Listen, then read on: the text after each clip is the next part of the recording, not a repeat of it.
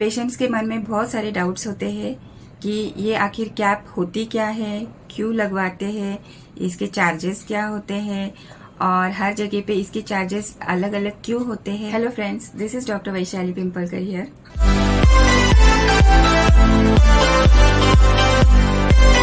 ये कैप क्यों बिठानी जरूरी है, तो इस वीडियो में ये बातें सारी क्लियर हो जाएगी। तो वीडियो को अंत तक जरूर देखिए, थोड़ा लंबा होने वाला है वीडियो। तो सबसे पहले कैप यानी कि क्राउन, ये आपके दांत को कवर करने के लिए बिठाते हैं, उस दांत को फिर से चबाने के लायक बना सकते हैं। तो कौन सी कंडीशंस में कैप बिठाते हैं? सबसे पहला है रूट कैनाल। जब भी रूट कैनाल की ट्रीटमेंट की जाती है तब उस दांत को ऊपर से कैप बिठानी बहुत ही जरूरी होती है, क्योंकि रूट कैनाल ट्रीटमेंट में दांत थोड़ा सा ब्रिटल हो जाता है। अगर कैप ना बिठाए तो वह दांत टूटने की ज्यादा चांसेस होते हैं। कई बार दांतों में इंट्रिंसिक स्टेन्स होते हैं, यानी कि अंदर से स्टेन हुए होते हैं दांत, थोड़े से ब्राउनिश दिखने लगते हैं, जिसे फ्लोरोसिस भी कहते हैं। तो ये कुछ जगहों में, जैसे कि राजस्थान में जहाँ पे फ्लोराइड का ज्यादा होता है उनके पानी में, तो ऐसे में दांत डिस्कलर्ड हो जाता है, बहुत सा ब्राउन होने लगता है और ये अंदर से होने की वजह से हम इसे साफ भी नहीं कर सकते। इसलिए सामने के दांत भी खेलते टाइम या किसी एक्सीडेंट में थोड़ा सा उसका टुकड़ा निकल जाता है या टूट जाता है, तो ऐसे में उसे कैप लगाकर हम लार्ज फिलिंग्स, यानी जब भी बहुत सारा दांत खराब हो चुका है और उसमें हमने फिलिंग्स करके रखा है, लेकिन ये फिलिंग कुछ दिनों के बाद निकल जाते हैं, तो उस फिलिंग को और उस दांत को प्रोटेक्ट करने के लिए हम ऊपर से उसे कैप लगवाते। जब भी दांतों में गैप होती है, मोस्टली सामने के दांतों में, जिसे डायस्टिमा कहा जाता है, तो ये दिखने में अच्छा नहीं दिखता है। तो ऐसे में हम इसके ऊपर कैप बिठाकर ये दांत भी क्लोज कर सकते हैं। वैसे ही हम पीछे के दांतों में भी कई बार क्या हो जाता है कि गैप ज्यादा होता है, वहाँ पे फूड लॉजमेंट होता है और जिसके कारण वहाँ पर हम कुछ मटेरियल या कुछ सीमेंट नहीं भर सकते हैं, तो ऐसे में हम वहाँ पर कैप बिठा सकते हैं। मिसिंग दांत को भी बिठाने के लिए हम साइड के दो दांत का सपोर्ट लेते हैं, तो ऐसे में दोनों दांत पर कैप बिठाते हैं। कई लोगों को नींद में दांत चबाने की आदत होती है, जैसे कि ब्रक्सिज्म, जिसके कारण दांतों में एट्रीजन या फिर आता है, यानी कि ऊपर का लेयर कम हो जाता है और दांत सेंसिटिव भी बहुत हो जाते हैं और दांत छोटे भी हो जाते हैं। तो ऐसे में हम यहाँ पे कैप बिठाकर, तो चलिए देखते हैं इनके टाइप्स के बारे में। कैप्स के बेसिकली 3 टाइप्स के कैप्स होते हैं। पहला होता है मेटल कैप, दूसरा होता है PFM, porcelain fused metal cap, और तीसरा होता है मेटल फ्री कैप्स। तो मेटल कैप्स में मेटल अलॉय होता है, यानी कि स्टेनलेस स्टील का होता है या फिर गोल्ड का होता है। तो गोल्ड का तो अभी कोई बनाते नहीं है, पहले के जमाने में गोल्ड के भी कैप बनाए जाते थे। स्टेनलेस स्टील के कैप बनाते हैं, जिसे निकल क्रोमियम कैप भी रहते हैं। तो ये कैप का एडवांटेज ये है कि ये बहुत थिन होते हैं और जो हम दांत कट करते हैं कैप लगवाने के लिए, तो ये कम कट करना पड़ता है दांत।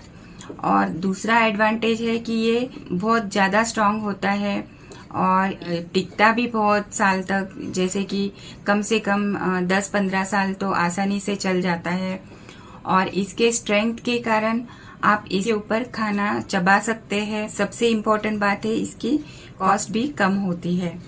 लेकिन इसके कुछ डिसएडवांटेजेस भी होते हैं कि ये सामने के दांतों पर हम नहीं बिठा सकते हैं, और दूसरी बात ये है कि कई लोगों को एलर्जी होती है मेटल्स की, तो हम नहीं बिठा सकते हैं।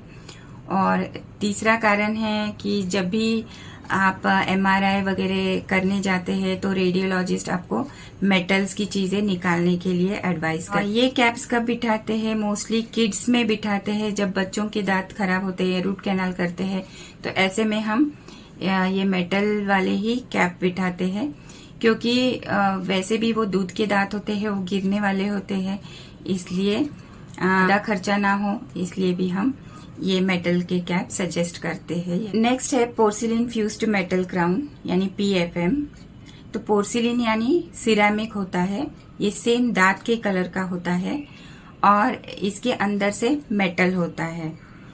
तो इसमें क्या होता है कि हमें दांत का कलर होने की वजह से दिखने में अच्छा दिखता है और मेटल होने की वजह से स्ट्रॉन्ग भी बहुत होता है। तो हम पीछे के दांतों में ये आसानी से जो हम खाना चबाते हैं तो वो जो भी फोर्सेस है वो सब सहन कर सकता है।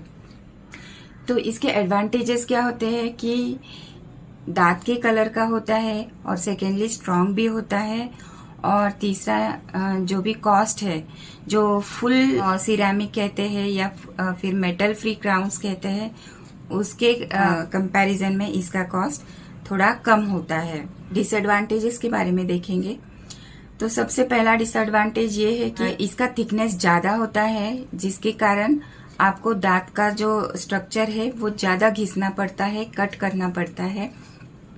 दूसरी बात है, ये 2 लेयर्स में होने की वजह से ऊपर का सिरेमिक कई बार एक्सीडेंट की वजह से या फिर और कुछ वजह से चिप ऑफ हो जाता है, यानी निकल जाता है और फिर अंदर का जो मेटल है वो बाहर दिखाई देने लगता है, तो ये दिखने में अच्छा नहीं लगता है। तीसरा कारण है, जो भी गम होता है जहां पर ये कैप फिट किया जाता है तो उस गम्स के साथ वो मेटल रिएक्ट करता है और फिर उसके ऊपर एक काली लाइन दिखाई देने लगती है। जब भी हम सामने के दांतों में ये बिठाते हैं तो कुछ सालों के बाद वहां पर एक काली लाइन दिखने लगती है, तो ये दिखने में बिल्कुल अच्छा नहीं लगता है। अगर ये पीछे के दांत में है तो कोई प्रॉब्लम नहीं है। रेडियोलॉजिस्ट अगर आप MRI वगैरह करने जा रहे हैं तो आपको ये निकालना पड़ेगा। अब लास्ट है फुल सिरेमिक या जर्कोनिया क्राउन होता है। ये इसकी क्वालिटी सबसे ज्यादा अच्छी होती है क्योंकि ये जो है ये एक सिंगल ब्लॉक पोर्सिलिन से बनाया जाता है कार्विंग करके। इसके लिए एक स्पेशलाइज्ड लैब होनी चाहिए जिसमें स्पेशलाइज्ड मशीन्स होते हैं और ये कंप्यूटर पे डिजाइन किए हुए होते हैं, तो इसकी क्वालिटी बहुत ही ज्यादा अच्छी होती है और बहुत ज्यादा लंबे समय तक ये टिकते भी है ये कैप्स। लेकिन इसका ड्रॉबैक एक ही है कि ये बहुत ही कॉस्टली पड़ते हैं और कई जगहों पर जैसे कि गांवों में, जिलों में ये लैब अवेलेबल नहीं होती है, तो ये कैप बिठानी थोड़ी मुश्किल हो जाती है। तो इसका एडवांटेज ये है कि एक सिंगल मटेरियल से बनाई है तो ये कभी भी चिप ऑफ नहीं होता है, टूटता नहीं है, इसके ऊपर क्रैक भी गिरता नहीं है, तो ये बहुत सालों तक चलती है और ये थिन लेयर में बन जाती है तो दांत को भी ज्यादा घिसना नहीं पड़ता। मैं आपको एक टेम्परेरी कैप के बारे में भी बताऊंगी क्योंकि कई बार क्या होता है कि ये जो प्रोसीजर्स है कैप बिठाने की, ये लैब प्रोसीजर्स होती है। इस दांत को कट करते हैं और फिर इम्प्रेशन लेते हैं और लैब में भेज देते हैं, तो इसके ऊपर वो कैप फैब्रिकेट करके देते हैं। तो कुछ टाइम बीच में चला जाता है, तो ऐसे में अगर सामने के दांत है तो अच्छा नहीं लगता है, तो इसके लिए हम टेम्परेरी कैप भी बिठाते हैं। तो ये जो कैप है ये एक्रेलिक की होती है, दांत के कलर की दिखती है, लेकिन इसमें स्ट्रेंथ कम होती है। ये टेम्परेरी बेसिस के लिए ही बिठाई जाती है। इससे पहले कि मैं आपको इनके कॉस्ट के बारे में बताऊं, तो एक बात ध्यान में रखिए कि जो भी कैप्स बिठाने जा रहे हैं तो वो आपके डेंटिस्ट के एक्सपर्टाइज के ऊपर डिपेंड है, आपके डेंटिस्ट के एक्सपीरियंस के ऊपर, उनका क्लिनिक के लोकेशन के ऊपर। अगर मेट्रोपॉलिटन सिटीज में है तो कॉस्ट बहुत ज्यादा होती है। ये जो है ये अप्रोक्सीमेट चार्जेस है।